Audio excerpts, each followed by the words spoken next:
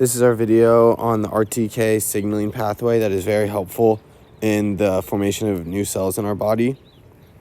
So in this, we have tyrosine heavy proteins, ATP, and a ligand. So the ligand will bind to the two tyrosine heavy proteins, which will force them to bond in the middle. Then ATP will come up to the tyrosine and deposit one phosphate onto each tyrosine molecule. The ATP will then leave as ADP.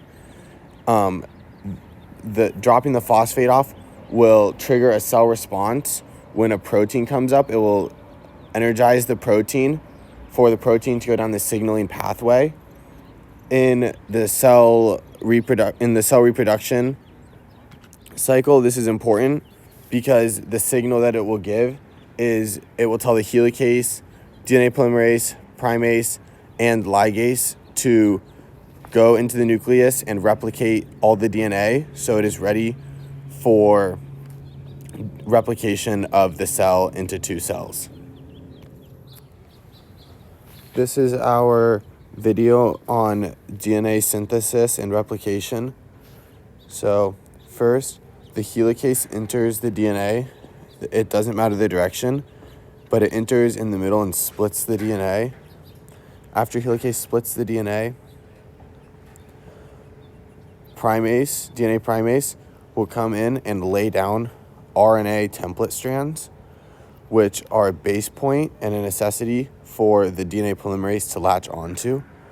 So the RNA comes in, it gets laid down, and then once the RNA is laid down, DNA polymerase is able to come in and lay down the new DNA that the cell will end up using.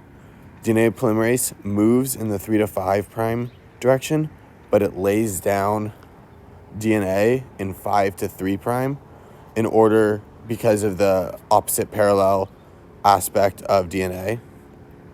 Once DNA polymerase lays down all of the new DNA, it will go through and then remove the pre-existing RNA, leaving multiple loose ends of the DNA, which will be fixed and connected by ligase.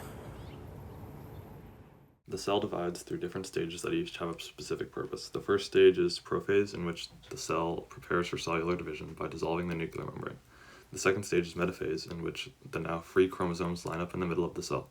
The third stage is anaphase, where the chromosomes are pulled away from each other by the spindle fibers connected by centrosomes. The fourth stage is telophase, where two new nuclear membranes are formed and the spindle fibers and centrosomes start to disperse. After telophase, cytokinesis, or the physical splitting of the cell, begins and two new daughter cells are formed. In this example, a skin cell would have now replicated and there would be two new identical skin cells.